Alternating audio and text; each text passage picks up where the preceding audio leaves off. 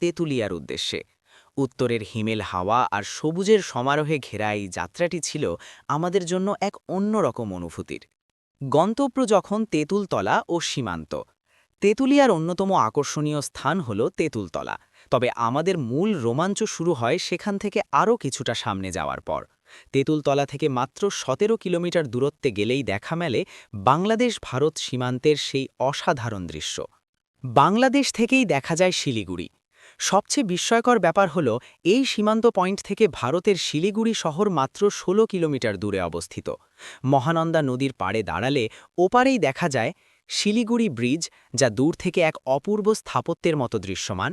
মহানন্দার স্বচ্ছ জল, সীমান্ত ঘেঁষে বয়ে চলা এই ৭০ জলের আর পাথরের খেলা মন ছুঁয়ে যায়। পাহাড়ি সৌন্দর্য, আকাশ পরিষ্কার থাকলে এখান থেকেই কাঞ্চনজঙ্ঘার শুভ্রতা আর শিলিগুড়ির ছোট ছোট ঘরবাড়ি ও স্থাপনাগুলো স্পষ্ট দেখা যায়। সীমান্তের কাঁটাতার যেখানে দুই দেশকে আলাদা করেছে, প্রকৃতি সেখানে এক অপূর্ব মিতালি তৈরি করে রেখেছে। দেখার মতো আরও যা আছে, শুধু ব্রিজ বা শহর নয়, মহানন্দার পাড় ধরে হাঁটলে চোখে পড়বে পাথুরে নদী, দিগন্ত জোড়া চা বাগান আর সীমান্তের শান্ত পরিবেশ। যারা যান্ত্রিকতা ছেড়ে কিছুটা সময়ের জন্য প্রকৃতির কাছাকাছি যেতে চান, তাদের জন্য এটি এক আদর্শ জায়গা।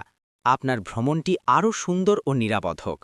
আমি কি আপনার এই ভ্রমণ পরিকল্পনা অনুযায়ী নওগাঁ থেকে দেশের উত্তর প্রান্তের তেঁতুলিয়া অর্থাৎ পঞ্চগড় পৌঁছতে সাধারণত নিচের ৫টি জেলা পার হতে হয়।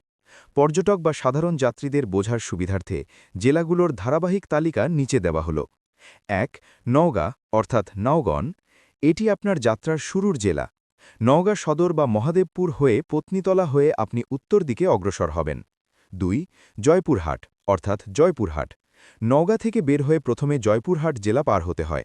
এই জেলার ওপর দিয়ে দিনাজপুরের দিকে যাওয়ার প্রধান সড়কটি চলে গেছে। ৩. দিনাজপুর অর্থাৎ দিনাজপুর। জয়পুরহাট পার হয়ে আপনি দিনাজপুর জেলায় প্রবেশ করবেন। হিলি, বিরামপুর ও ফুলবাড়ি হয়ে দিনাজপুরের প্রধান সড়ক দিয়ে আপনি ঠাকুরগাঁওয়ের দিকে এগিয়ে যাবেন। ৪. ঠাকুরগাঁও অর্থাৎ ঠাকুরগাঁও। দিনাজপুরের সীমানা শেষ হলে আপনি ঠাকুরগাঁও জেলায় প্রবেশ করবেন। তেঁতুলিয়া যাওয়ার পথে এটি একটি গুরুত্বপূর্ণ বিরতিস্থল। ৫. পঞ্চগড় অর্থাৎ পঞ্চগড়।